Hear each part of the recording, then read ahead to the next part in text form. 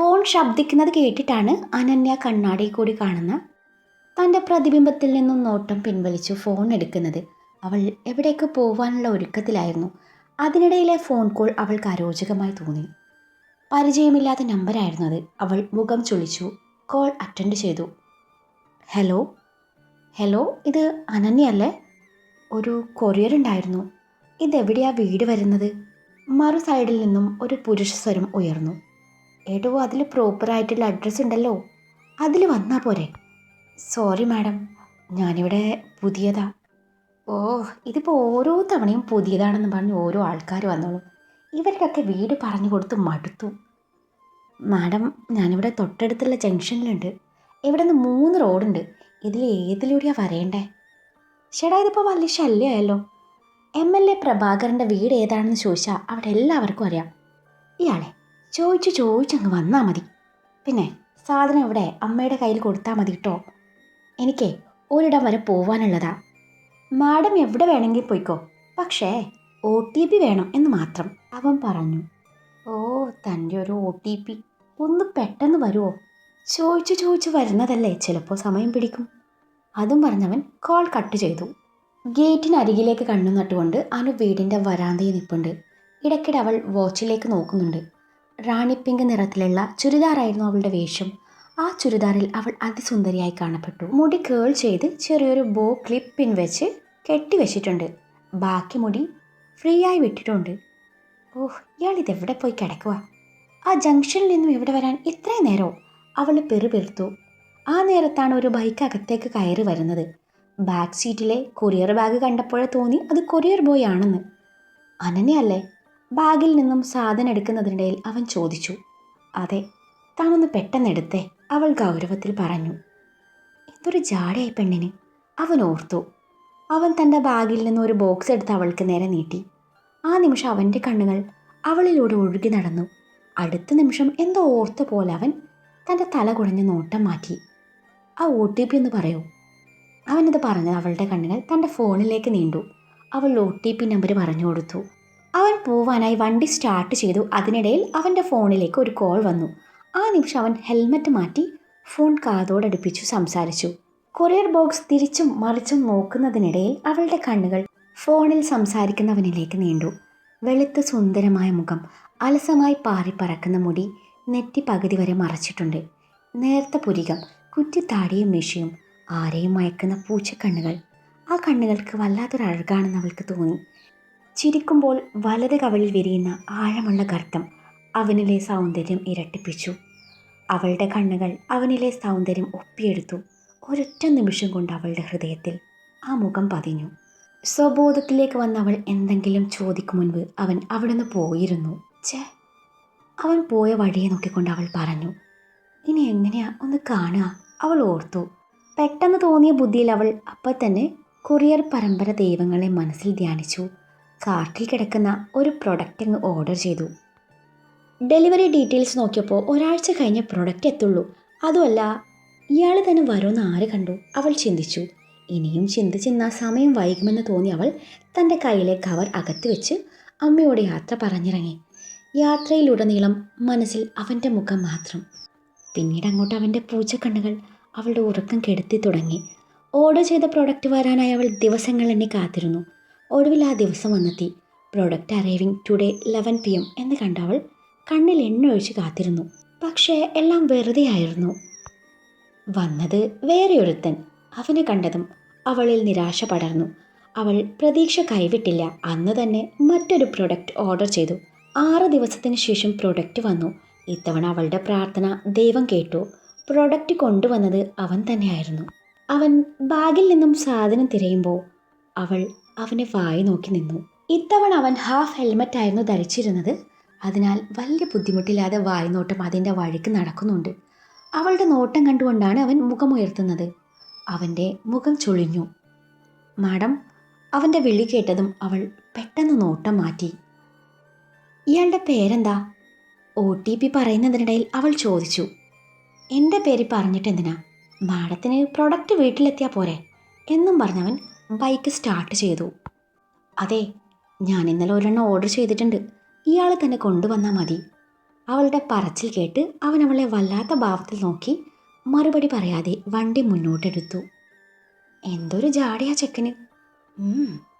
തന്നെ വീണ്ടും ഇങ്ങോട്ട് വരുത്തിക്കാൻ എനിക്കറിയാം മോനെ എന്നും മനസ്സിൽ പറഞ്ഞവൾ അപ്പം തന്നെ ആ പ്രോഡക്റ്റ് റിട്ടേൺ ചെയ്യാൻ തീരുമാനിച്ചു. റിട്ടേൺ പ്രൊസീജിയർ കംപ്ലീറ്റ് ആയതും അവളുടെ ചുടിയിൽ ഒരു പുഞ്ചിരി വിരിഞ്ഞു. കൃത്യം 3 ദിവസത്തിന് ശേഷം അവൻ സാധനം തിരികെ എടുക്കാൻ വന്നു. അവൻ്റെ ആ വരവ് അറിയാവുന്നത് കൊണ്ട് അവൾ ശരിക്കും ഒരുങ്ങിയിട്ടാണ് അവൻ്റെ മുന്നിൽ ചെല്ലുന്നത്. അവളുടെ അന്നേരത്തെ ലുക്കും ഡ്രസ്സിങ്ങും കണ്ട് അവനും അവളെ ഒന്ന് അറിയാതെ നോക്കിപ്പോയി. അവൾ അന്നും പേര് ചോദിച്ചു. അവൻ മറുപടി പറയാതെ തിരിച്ചുപോയി. ദിവസങ്ങൾ കടന്നുപോയി. അവൾ ചുമ്മാ ഓരോന്ന് ഓർഡർ ചെയ്ത് കൊണ്ടിരുന്നു. അവനാണ് പ്രൊഡക്റ്റ് കൊണ്ടുവരുന്നതെങ്കിൽ അവൾ അത് റിട്ടേൺ ചെയ്യും.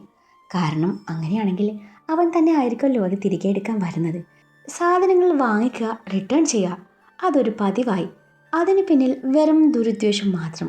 അവൻ വരുമ്പോൾ ഒരുങ്ങിക്കെട്ടി മുന്നിൽ നിൽക്കുക, ഓരോന്ന് ചോദിച്ച് പിന്നാലെ കൂടുക, ഇതൊക്കെ പതിവായി.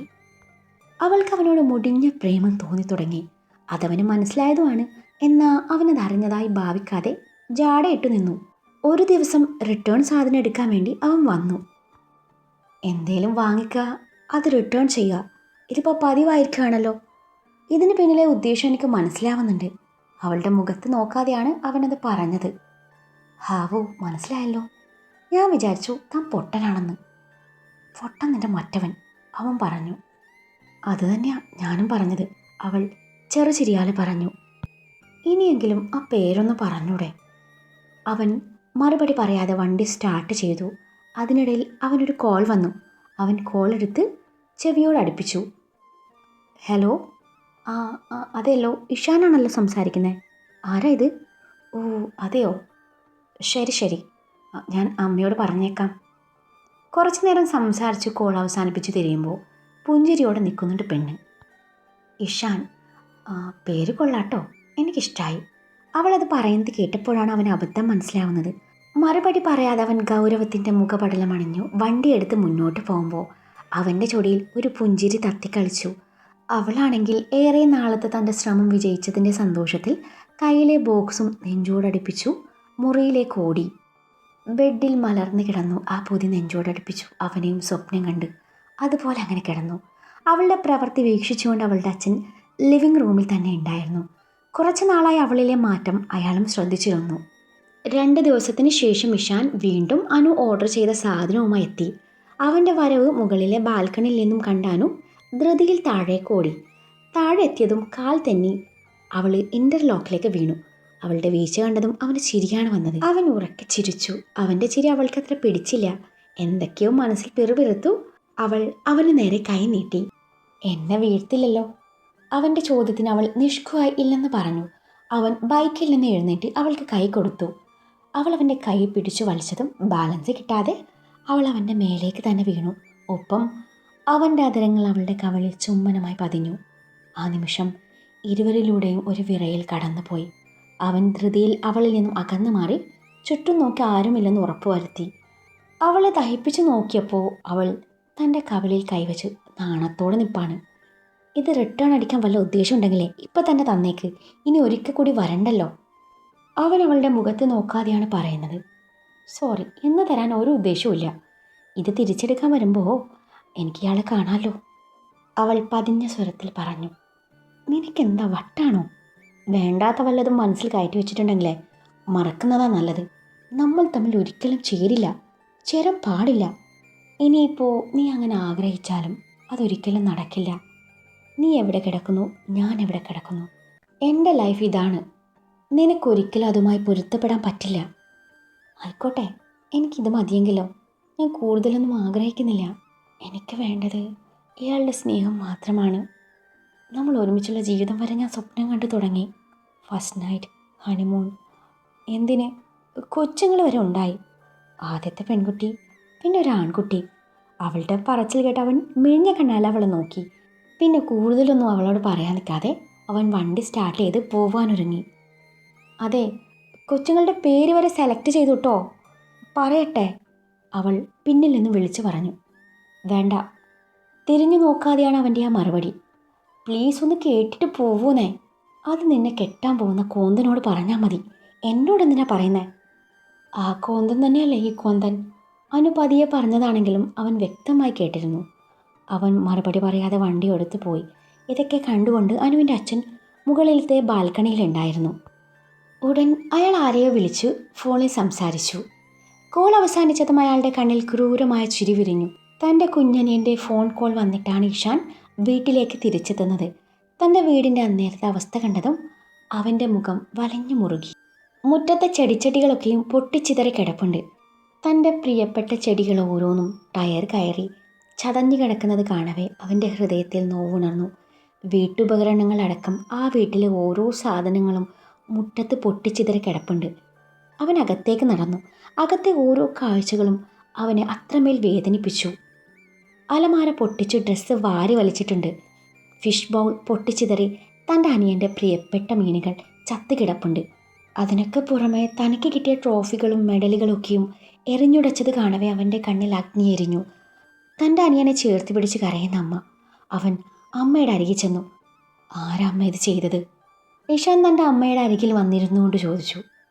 MLA പ്രഭാകരൻ്റെ ഗുണ്ടകളാണത്രേ. അയാളുടെ മകളെ ഇനി നീ കാണാനോ സംസാരിക്കാനോ ശ്രമിക്കരുതെന്നും പറഞ്ഞു.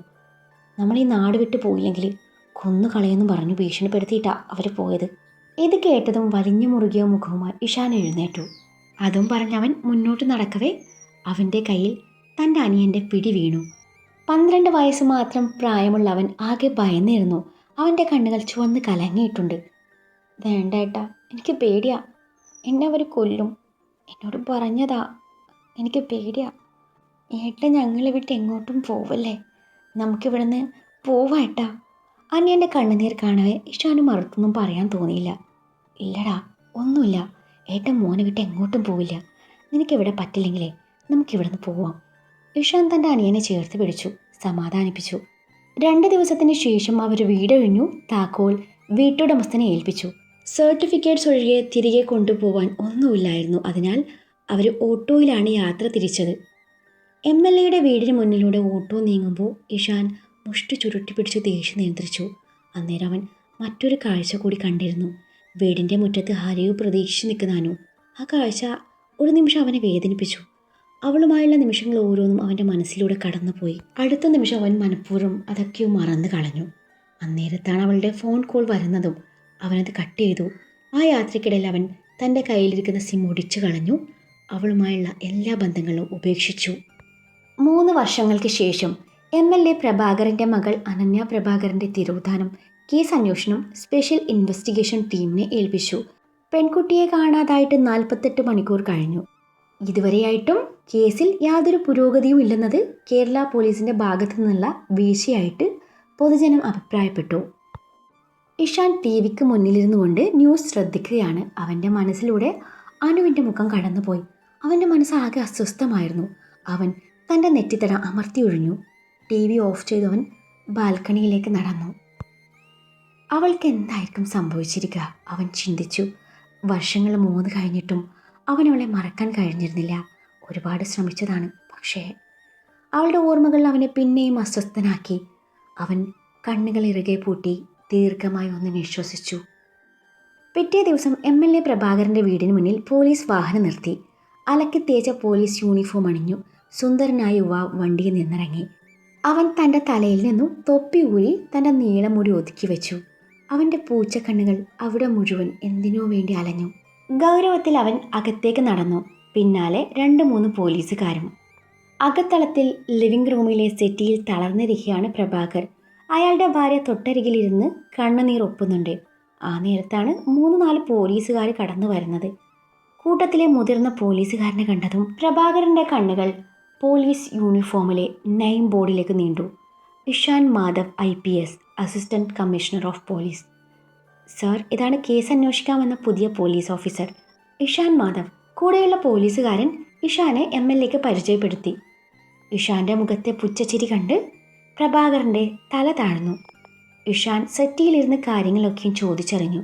പ്രഭാകർ തനിക്ക് സംശയമുള്ളവരെയൊക്കെ കുറിച്ച് ഇഷാനുമായി പങ്കുവച്ചു. അന്വേഷണത്തിൻ്റെ ഭാഗമായി ഇഷാൻ അനുവിൻ്റെ മുറിയിലെത്തി. വൃത്തിയുള്ളതും ഒതുക്കമുള്ളതുമായ മുറി പിൻട്രസ്റ്റ് സ്റ്റൈലിൽ സെറ്റ് ചെയ്തിട്ടുണ്ട്. ചുവരിലെ ജീവൻ തുടിക്കുന്ന അവളുടെ ഫോട്ടോയിലേക്ക് ഒരു നിമിഷം അവൻ അറിയാതെ നോക്കി നിന്നു. അവളുടെ ബുക്സുകളുടെ കൂട്ടത്തിൽ അവൻ അവളുടെ ഡയറി കിട്ടി. അവൻ പേജ് മറിച്ചു നോക്കി. പൂച്ചക്കണ്ണുള്ള എൻ്റെ രാജകുമാര, നിനക്കായി ഞാൻ കാത്തിരിക്കുന്നു. ആ വാചകം അവൻ്റെ ഹൃദയം വേദനിപ്പിച്ചു. അവിടെ നിന്ന് മടങ്ങുന്നതിന് മുൻപായി ഇഷാൻ അനുവിൻ്റെ അമ്മയെ ആശ്വസിപ്പിച്ചു. അവൾക്ക് എന്തെങ്കിലും അഫെയർ ഉണ്ടായിരുന്നോ? ഇഷാൻ പ്രഭാകരൻ്റെ മുന്നിൽ വെച്ച് ആ ചോദ്യം മനഃപൂർവ്വം ചോദിച്ചതാണ്. ചോദ്യം അമ്മയോടായിരുന്നെങ്കിലും മറുപടി പറഞ്ഞത് അച്ഛനാണ്. അവൾ ഒരാളെ മാത്രമേ സ്നേഹിച്ചിട്ടുള്ളൂ. എൻ്റെ അതിബുദ്ധി കാരണം എൻ്റെ മോൾക്ക് അവനെ നഷ്ടമായി. ഒരു വാക്ക് പോലും പറയാതെയാണ് അവൻ പോയതെങ്കിലും അവളിപ്പോഴും അവന് വേണ്ടിയുള്ള കാത്തിരിപ്പിലായിരുന്നു. ഞാൻ എത്രയോ നല്ല ആലോചനകൾ കൊണ്ടുവന്നു, ഒന്നിനും അവൾ നിന്നു തന്നില്ല. ഇതിൻ്റെ പേരും പറഞ്ഞ് ഞാനും അവളും തമ്മിൽ എന്നും വഴക്കായിരുന്നു. പ്രഭാകർ പറഞ്ഞു കഴിഞ്ഞതും ഇഷാൻ മറുപടിയൊന്നും പറയാതെ പുറത്തേക്ക് നടന്നു. തിരികെ വണ്ടി കയറാൻ നേരം ഇഷാൻ്റെ മനസ്സിൽ അനുവിൻ്റെ ഓർമ്മകൾ വന്നു നിറഞ്ഞു. ഇഷാൻ്റെ നേതൃത്വത്തിൽ അനുവിന് വേണ്ടിയുള്ള അന്വേഷണം ശക്തമായി.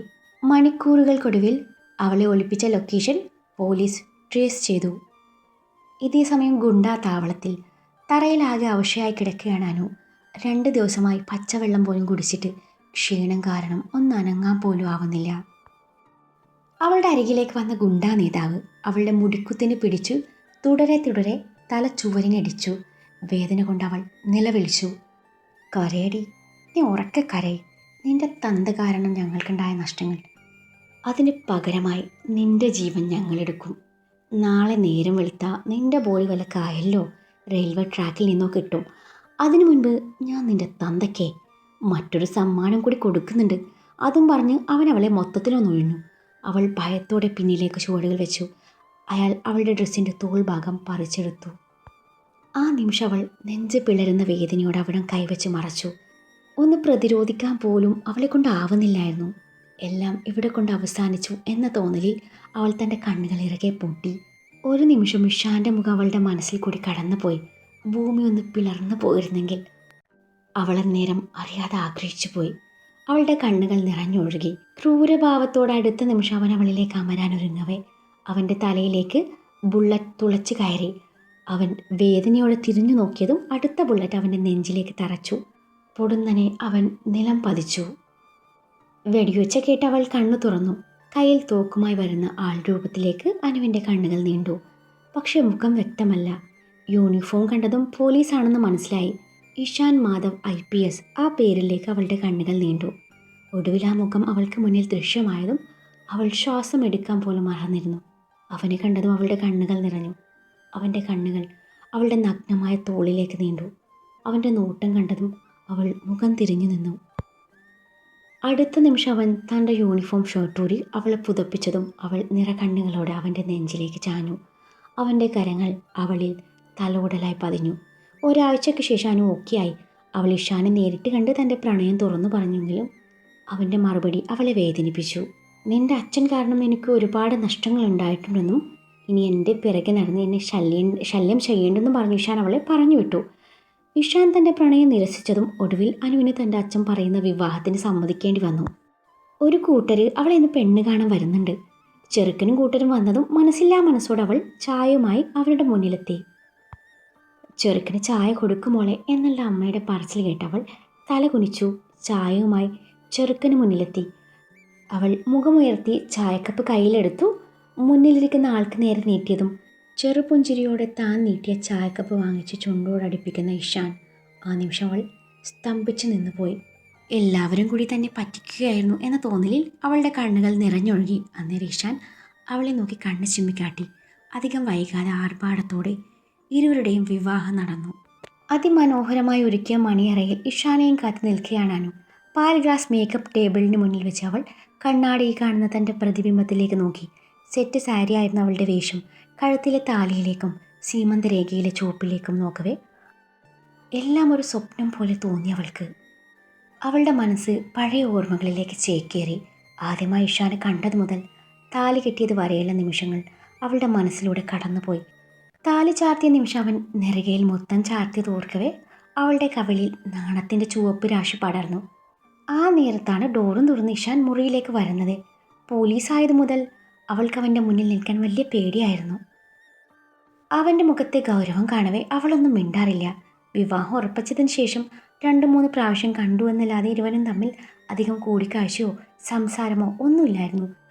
വല്ലപ്പോഴും ഫോണിൽ വിളിച്ച് ചുരുങ്ങിയ വാക്കുകൾ സംസാരിക്കും. അതും ഉറങ്ങിയോ, എഴുന്നേറ്റോ, കഴിച്ചോ, കുടിച്ചോ, പഠിച്ചോ എന്നൊക്കെ മാത്രം.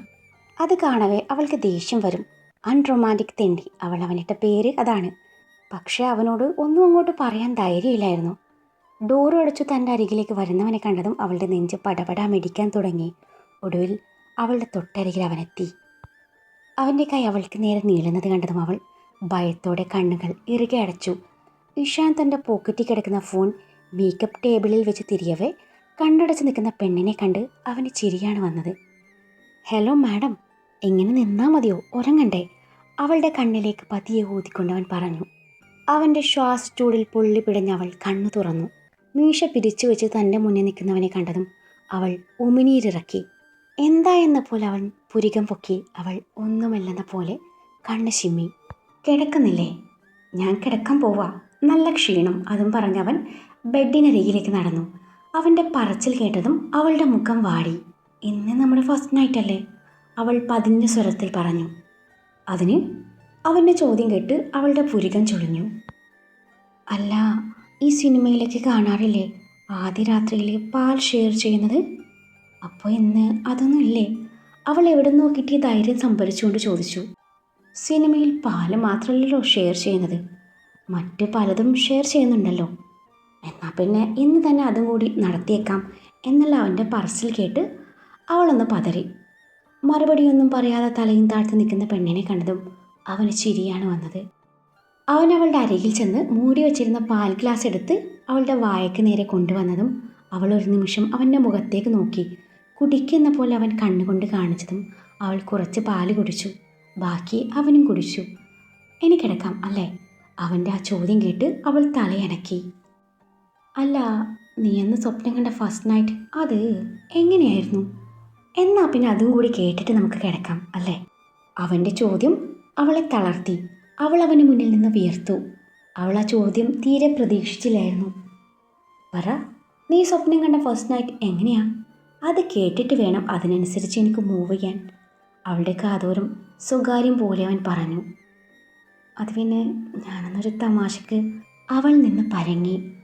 പറയടോ, ഞാൻ കൂടി കേൾക്കട്ടെ, അവൻ ശാന്തമായ സ്വരത്തിൽ പറഞ്ഞു.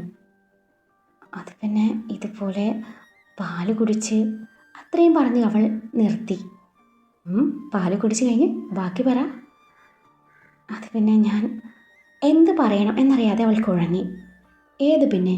അവൻ മീശ വിരിച്ച് അവളുടെ അരികിൽ ചെന്നതും അവൾ ഒരു തരം പിടച്ചിലൂടെ പിന്നിലോട്ട് ചുവടുകൾ വെച്ചു. അവൻ്റെ കവളിൽ നുണക്കുഴികൾ വിരിഞ്ഞു. പൂച്ചക്കണ്ണുകൾ കൂടുതൽ തിളക്കമുള്ളതായി അവൾക്ക് തോന്നി. അവൻ്റെ വശ്യമായ നോട്ടത്തിന് മുന്നിൽ അവൾക്ക് പിടിച്ചു നിൽക്കാനായില്ല. ചുവരിൽ തട്ടി നിന്ന അവളുടെ ഇരു സൈഡിലും അവൻ തൻ്റെ കൈകൾ വെച്ച് അവളെ തടഞ്ഞു നിർത്തി. അവളുടെ നെഞ്ചടിപ്പിൻ്റെ വേഗത കൂടി വന്നു. അവളുടെ ആ പിടയ്ക്കുന്ന മിഴികളിലേക്ക് അവൻ വല്ലാത്ത ഭാവത്തിൽ നോക്കിയതും അവൾ അവൻ്റെ മുഖത്ത് നോക്കാനാവാതെ നോട്ടം മാറ്റിക്കളഞ്ഞു. പറയുന്നേ?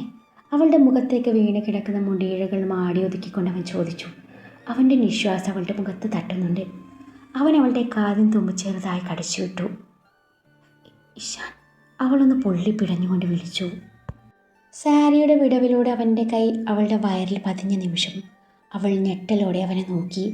ചിരി കടിച്ചു പിടിച്ചവൻ പുരികം പൊക്കി. അവളുടെ മുഖത്ത് വിയർപ്പ് കണങ്ങൾ പൊടിഞ്ഞു. പൊക്കൽ ചുഴിയിലേക്ക് അവൻ്റെ വിരലുകൾ ആഴ്ന്നതും ഒരേങ്ങലോടെ അവൾ അവൻ്റെ ഷർട്ടിൽ അള്ളിപ്പിടിച്ചു. എൻ്റെ പെണ്ണെ, നിനക്ക് ഈ നാണമൊന്നും ചേരുന്നില്ല. അവളുടെ നെറുകയിൽ മുത്തിക്കൊണ്ടവൻ പറയവേ അവൾ അവൻ്റെ നെഞ്ചിലേക്ക് ചാഞ്ഞു.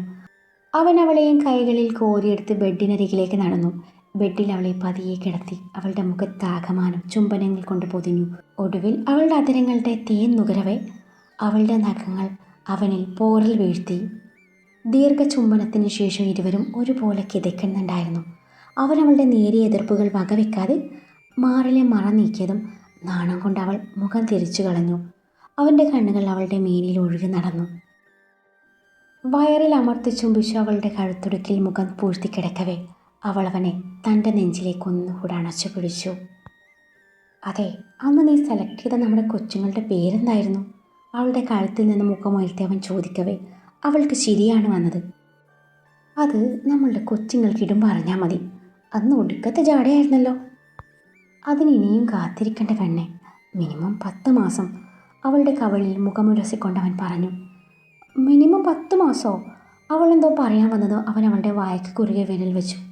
അടുത്ത നിമിഷം മുറിയിലാകെ ഇരുട്ട് പടർന്നു. ഇന്ന് തന്നെ പരിശ്രമിച്ച 10 മാസം കൊണ്ട് കാര്യം നടക്കും. അവളുടെ കാതോരം സ്വകാര്യം പോലെ അവൻ പറഞ്ഞു. അവൻ അവളെ ഇറുകെ പുണർന്നു. ഇരുവരുടെയും ദേഹം ബ്ലാങ്കറ്റ് കൊണ്ട് കവർ ചെയ്തു. അടുത്ത നിമിഷം അവളുടെ പൊട്ടിച്ചിരികളും കുറുകലുകളും ആ മുറിയാകെ പ്രതിധ്വനിച്ചു.